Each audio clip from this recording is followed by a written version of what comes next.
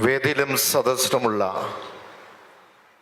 ഏറ്റവും ബഹുമാനരായ നേതാക്കളെ, സഹോദരി സഹോദരന്മാരെ, ഇടത് സർക്കാരിൻ്റെ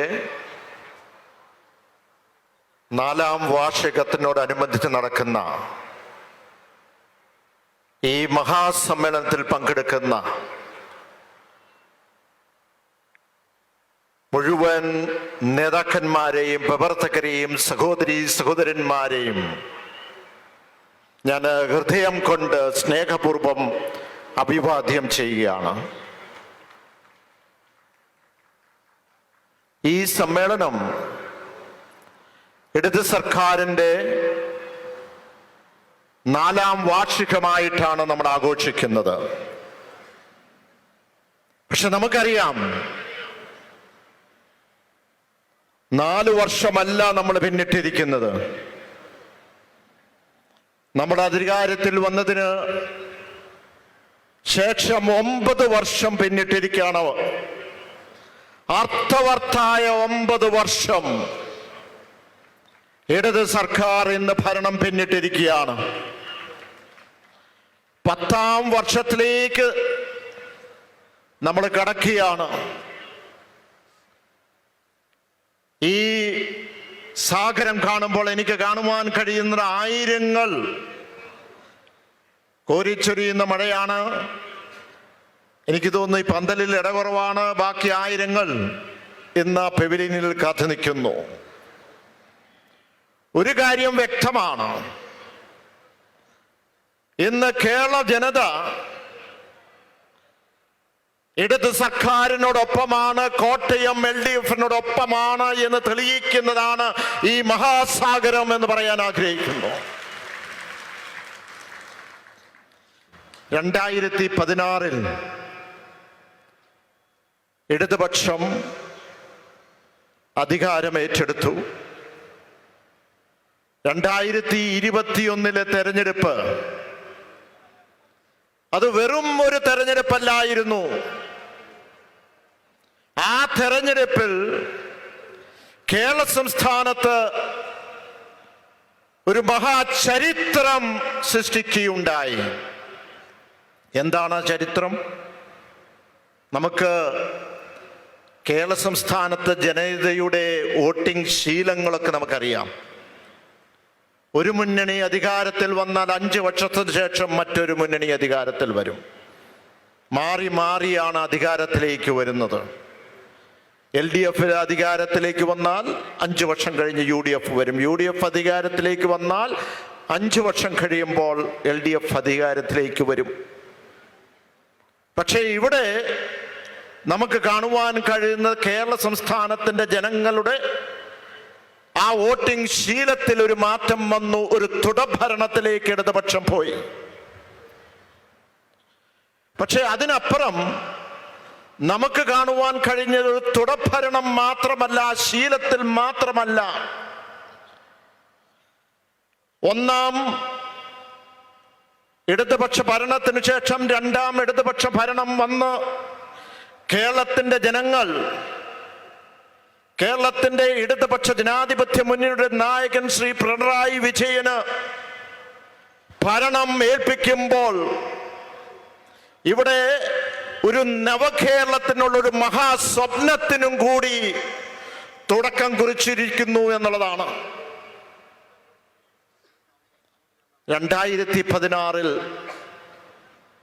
നമ്മൾ അധികാരത്തിലേക്ക് വന്നു. നമ്മൾ 2021 വീണ്ടും അധികാരത്തിലേക്ക് വന്നു. ഭൂതകാലത്തിനെ പറ്റിയൊക്കെ നമ്മൾ സംസാരിച്ചു. വർത്തമാനകാലത്തിനെ പറ്റിയൊക്കെ നേതാക്കൾ ഇവിടെ സംസാരിച്ചു. നമ്മുടെ ഭാവി കാലത്തെ പറ്റി നമ്മൾ സംസാരിക്കണം. 1 വർഷം കഴിയുമ്പോൾ നമ്മൾ അടുത്ത 2026 നിയമസഭാ തെരഞ്ഞെടുപ്പിലേക്ക് പോവുകയാണ്. ആ നിയമസഭാ തെരഞ്ഞെടുപ്പിലേക്ക് പോകുമ്പോൾ 1ാം സർക്കാർ, ഇടതുപക്ഷന്റെ സർക്കാർ 2016 ശേഷം 2021 ആ തെരഞ്ഞെടുപ്പിൽ ഇടതുപക്ഷ സർക്കാർ അധികാരത്തിലേക്ക് വന്നു. 2026 മൂന്നാം ഈഴം ആർക്കാണ് എന്ന് ചോദിച്ചാൽ കേരളത്തിന്റെ 3 കോടി ജനങ്ങൾ പറയും അത് ഇടതുപക്ഷത്തിന് തന്നെ ആയിരിക്കും എന്ന്. ഇടതുപക്ഷത്തിനായിരിക്കും എന്ന് പറഞ്ഞത് കേരള കോൺഗ്രസ് പാർട്ടിയോ CPM-ഓ CPI-യോ ഇടതുപക്ഷ ജനാധിപത്യ മുന്നണിയോ അല്ല. ഇനി ആരാ പറഞ്ഞത്? അത് പ്രതിപക്ഷം തന്നെയല്ലേ പറഞ്ഞത്. 3 ആഴ്ചക്കാലം മുമ്പ് മുൻ KPCC പ്രസിഡന്റ് മന്ത്രിയുമായ മുല്ലപ്പള്ളി രാമചന്ദ്രൻ പറഞ്ഞു മൂന്നാം ഈഴവും അത് ഇടതുപക്ഷ ജനാധിപത്യ മുന്നണിക്കാണ്. ഞങ്ങൾ 3-ാം പ്രാവശ്യവും പ്രതിപക്ഷത്തിരിക്കും. ശശി തരൂർ എൻ്റെ ഒരു സുഹൃത്തൂടെയാണ്, അദ്ദേഹവും പറഞ്ഞു ഞങ്ങൾ വീണ്ടും പ്രതിപക്ഷത്തേക്ക് പോവുകയാണ് എന്നത്. അപ്പോൾ ഇവിടെ പ്രധാനമായും നമുക്ക് കാണുവാൻ കഴിയുന്നത് അടുത്ത ഒരു തെരഞ്ഞെടുപ്പിന്റെ ഒരു പ്രഖ്യാപനത്തിന്റെ ഒരു ഭാഗമായിട്ട് ഈ 4-ാം വാർഷികം മാറുകയാണ്. ഞാൻ ദീർഘമായ പ്രസംഗത്തിലേക്ക് പോകുന്നില്ല. ഇവിടെ മറ്റ് നേതാക്കന്മാർ സംസാരിക്കാനുണ്ട്. 2016 ശേഷം നമുക്കറിയാം എത്രയോ പ്രതിസന്ധികൾ നമ്മൾ നേരിട്ടു. കോവിഡ് വന്നു, ഓഖി വന്നു, പ്രളയം വന്നു, ഏറ്റവും അവസാനം ഇവിടെ ബിനു സൂചിപ്പിച്ചതുപോലെ ഇന്ന് വയനാട്ടിലുള്ള ദുരന്തം വരെ ഉണ്ടായി. ഈ പ്രതിസന്ധികൾക്കിടയിലും ഈ വെല്ലുവിളികൾക്കിടയിലും ഇച്ഛാശക്തിയോടുകൂടി കേരളം ഒന്നാമതാണ് എല്ലാ കാര്യങ്ങൾക്കും നിന്നിട്ടുള്ളത്. ഞാനൊരു പാർലമെന്റ് അംഗം എന്ന നിലയ്ക്ക് പലപ്പോഴും അഭിമാനം തോന്നിയിട്ടുണ്ട്. കാരണം പലപ്പോഴും എല്ലാ വർഷവും എക്കണോമിക്സ് റിവ്യൂ, നമുക്കറിയാം ഇതിൻ്റെ ഓരോ രാജ്യത്തിൻ്റെയും സംസ്ഥാനത്തിൻ്റെയും ഒക്കെ സ്റ്റാറ്റിസ്റ്റിക്സ് ആണ്, പല കാര്യങ്ങളിലുള്ള അതിൻ്റെ കണക്കുകളാണ്, കൃത്യമായ കണക്കുകളാണ് ടേബിളിൽ വെക്കുന്നത്. ആ കണക്കുകൾ പ്രകാരം, ഇത് ഞാൻ പറയുന്നതല്ല, കേന്ദ്രം പറഞ്ഞതാണ്, വിദ്യാഭ്യാസ മേഖലയിൽ ഈ രാജ്യത്ത് ഏത് നാടാണ് ഒന്നാമത് നിൽക്കുന്നത്?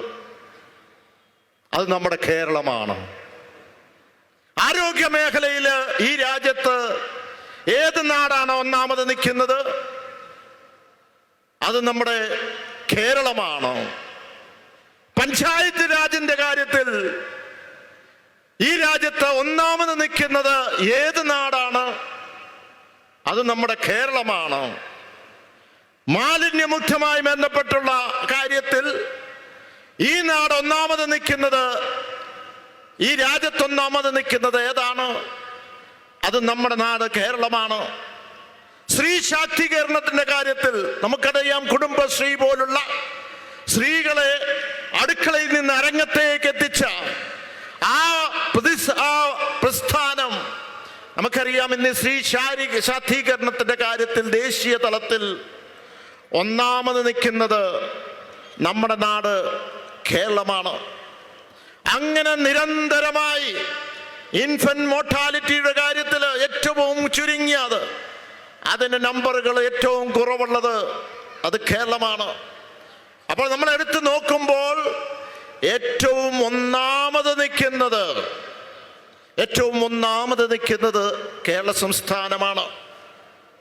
സ്നേഹിതരെ, നമുക്ക് ഈ പ്രതിസന്ധികളൊക്കെ ഇവിടെ സൂചിപ്പിച്ചു. ഞാൻ ഓർക്കുന്നു, ഇവിടെ സൂചിപ്പിക്കുകയുണ്ടായി, നമ്മുടെ കേന്ദ്രം എവിടെയൊക്കെയാണോ BJP ഇതര സംസ്ഥാനങ്ങൾ, പ്രതിപക്ഷം ഭരിക്കുന്ന സംസ്ഥാനങ്ങളുണ്ടോ, അവിടെയെല്ലാം ഒരു പൊളിറ്റിക്കൽ ഗെയിൻ ഇല്ലാത്തത് കൊണ്ട് തന്നെ നമ്മുടെ പ്രിയങ്കരനായ ഇടതുപക്ഷ ജനാധിപത്യ മുന്നണിയുടെ നായകൻ സഖാവ് പിണറായി വിജയന് കോട്ടയം മണ്ണിലേക്ക് സ്വാഗതം ചെയ്യുന്നു.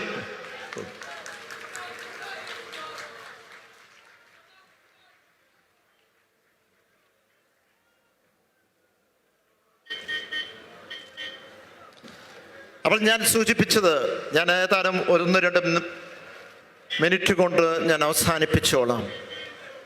ഞാൻ ഓർക്കുന്നത്, ഇവിടെ സൂചിപ്പിച്ചു, നമ്മൾ വലിയ പ്രതിസന്ധികൾ കൂടെ കടന്നുപോയി. ആ പ്രതിസന്ധിയിൽ ഏറ്റവും അവസാനമുണ്ടായ ഏറ്റവും പ്രധാനപ്പെട്ട ഒരു പ്രതിസന്ധി എന്ന് പറയുന്നത് വയനാട്ടിലുണ്ടായ ദുരന്തമാണ്. ആ ദുരന്തമുണ്ടായപ്പോൾ പാർലമെന്റ് നടക്കുകയാണ്. അവിടെ രാവിലെ ഞങ്ങൾക്ക് കിട്ടിയ ഒരു വിവരം,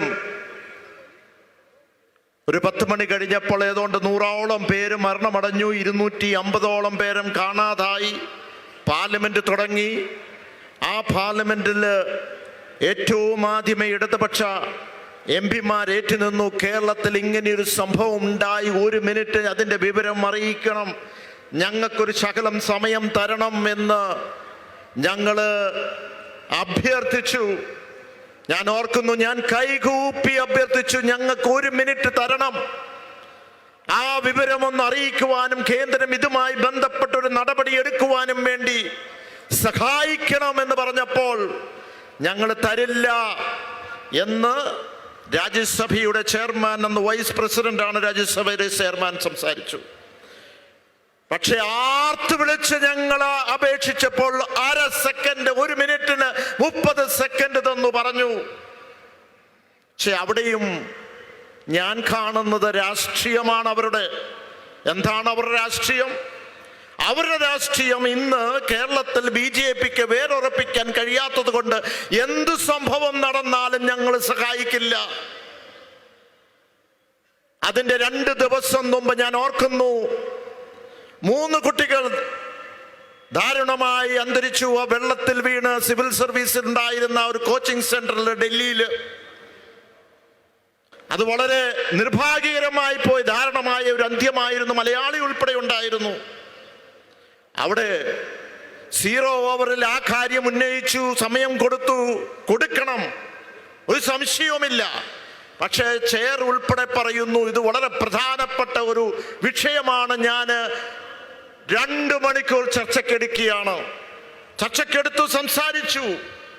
അത് കഴിഞ്ഞാണ് മനസ്സിലായത് എന്താണ്, AAPയുടെ, ആം ആദ്മിയുടെ ഒരു രാജ്യസഭാ മെമ്പർ പുതിയതായിട്ട് വന്നത്, അവരുടെ പാർട്ടി മാറി BJPയിലേക്ക് ചേക്കേറി, അവരെ കൊണ്ട് ആം ആദ്മിക്കെതിരെ പ്രസംഗിപ്പിക്കുവാൻ വേണ്ടി ഡൽഹിയിൽ നിന്നുള്ള വ്യക്തിയായിരുന്നു. അവിടെയാണ് രാഷ്ട്രീയം. ഇവിടെ പ്രധാനമന്ത്രി വന്നു, ഫോട്ടോഷൂട്ട് നടത്തി, ഒരു കുഞ്ചു ബാലന്റെ അടുത്ത് കെട്ടിപ്പിടിച്ച് പറഞ്ഞു ഞങ്ങൾ സഹായിക്കുമെന്ന് പറഞ്ഞു. ഇതുവരെ സഹായിക്കാൻ കഴിഞ്ഞിട്ടില്ല. ഞാൻ ചുരുക്കുന്നു സ്നേഹിതരെ, ഏത് കേന്ദ്രത്തിന്റെ പദ്ധതി ഉണ്ടെങ്കിലും അത് റബ്ബറിന്റെ വിഷയമാകട്ടെ, കടലിന്റെ വിഷയമാകട്ടെ, കടലോരത്തിന്റെ വിഷയമാകട്ടെ, അവിടെയെല്ലാം നമുക്ക് കാണുവാൻ കഴിയുന്നത് അവിടെ രാഷ്ട്രീയ നേട്ടമുണ്ടെങ്കിൽ മാത്രമേ ഞങ്ങൾ സഹായിക്കൂ എന്നുള്ള ഒരു ധാരണയോടുകൂടി അല്ലെങ്കിൽ ഒരു ചിന്തയോടുകൂടിയാണ് ഇന്ന് കേന്ദ്രം പോകുന്നത്. നമുക്ക് കാണുവാൻ കഴിയുന്നത് ഇന്ന് പലപ്പോഴും ഇന്ന് കേന്ദ്രത്തിൻ്റെ പദ്ധതികളെല്ലാം നമ്മുടെ സമൂഹത്തെ ദുർബലപ്പെടുത്തുന്നതാണ്. ഇപ്പോൾ ഞാൻ ഇന്ന് രാത്രിയിൽ പോകുന്നത് കാസർഗോഡിലേക്കാണ്. ഒരു യാത്രയുമായി ബന്ധപ്പെട്ട്, അവിടെ മറ്റൊന്നുമല്ല, കടൽ മണൽ ഖനനവുമായി ബന്ധപ്പെട്ട് ഒരുപക്ഷെ ഈ പ്രദേശത്തുള്ളവർക്ക് അത്രയും ബാധിക്കില്ലായിരിക്കാം. പക്ഷെ ഏറ്റവും കൂടുതൽ കാലാവസ്ഥയെ ബാധിക്കാൻ പോകുന്ന തീരദേശവുമായി ബന്ധപ്പെട്ട് തന്നെയാണ്. കൊല്ലം ജില്ലയിൽ കൊല്ലത്ത് 242 സ്ക്വയർ കിലോമീറ്ററും കടലിലുള്ള ആ മണൽ ഖനനം ചെയ്യാൻ പോകുന്നു. സംസ്ഥാന സർക്കാർ അസംബ്ലിയിൽ വെച്ച് പ്രമേയം പാസാക്കി ബഹുമാനപ്പെട്ട മുഖ്യമന്ത്രിയുടെ നേതൃത്വത്തിൽ. ഇത് പാടില്ല എന്ന് പറഞ്ഞു. പക്ഷേ ഇന്ന് നമ്മൾ കാണുന്നത് ഓരോ ബില്ലിന്റെയും അമെൻമെന്റ് ഭേദഗതി നടത്തുന്നത് ഇന്ന് പൊതുമേഖലാ സ്ഥാപനങ്ങളും ഇങ്ങനെയുള്ള കാര്യങ്ങളും സ്വകാര്യ കമ്പനികൾക്ക് കൊടുക്കുവാൻ വേണ്ടിയുള്ള പദ്ധതികളാണ്. ഇത് കേരളത്തിലെ 550ഓളം വരുന്ന തീരദേശ പ്രദേശങ്ങൾ ബാധിക്കും. അത് കാലാവസ്ഥയെ മാത്രമല്ല, മത്സ്യബന്ധനത്തെ മാത്രമല്ല, മത്സ്യത്തൊഴിലാളികളെ മാത്രമല്ല, ഇത് നമ്മളെയും ബാധിക്കാൻ പോവുകയാണ്. അപ്പോൾ ഈ പ്രതിസന്ധിയൊക്കെ ഉണ്ടെങ്കിലും ഞാൻ സൂചിപ്പിച്ചു, എത്രയോ കാര്യങ്ങൾക്ക് കേരളം ഒന്നാമതാണ്. വിദ്യാഭ്യാസം, ആരോഗ്യം, സ്ത്രീ ശാക്തീകരണം, അതുപോലെ ഭരണ നിർവഹണം, ഇതിലെല്ലാം നമ്മൾ ഒന്നാമതാണ്. ഈ പ്രതിസന്ധിക്കും ഇടയ്ക്ക് നമുക്ക് മുന്നോട്ട് പോകാൻ കഴിഞ്ഞിട്ടുണ്ട്. അത് കഴിഞ്ഞിട്ടുണ്ടെങ്കിൽ അതിൻ്റെ പ്രധാന കാരണം മലയാളികളുടെ, കേരളത്തിൻ്റെ മലയാളികളുടെ അവരുടെ ഇച്ഛാശക്തിക്ക് മറ്റൊരു പേരുണ്ടെങ്കിൽ ബഹുമാനായ LDFന്റെ നായകൻ ശ്രീ പിണറായി വിജയൻ അദ്ദേഹം ഉണ്ടായതുകൊണ്ട് മാത്രമാണ്.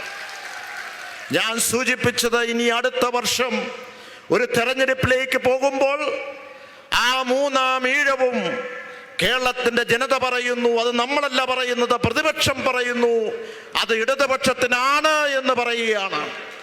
അതിലേക്ക് നമുക്ക് നീങ്ങാമെന്ന് മാത്രം പറഞ്ഞുകൊണ്ട് ഇവിടെ വന്നിരിക്കുന്ന മുഴുവൻ ജനങ്ങളെയും, പ്രവർത്തകരെയും, സഖാക്കളെയും, കോട്ടയത്തുള്ള മുഴുവൻ ആളുകളെയും അഭിവാദ്യം ചെയ്തുകൊണ്ട് എൻ്റെ വാക്കുകൾ നിർത്തുന്നു. നന്ദി, നമസ്കാരം.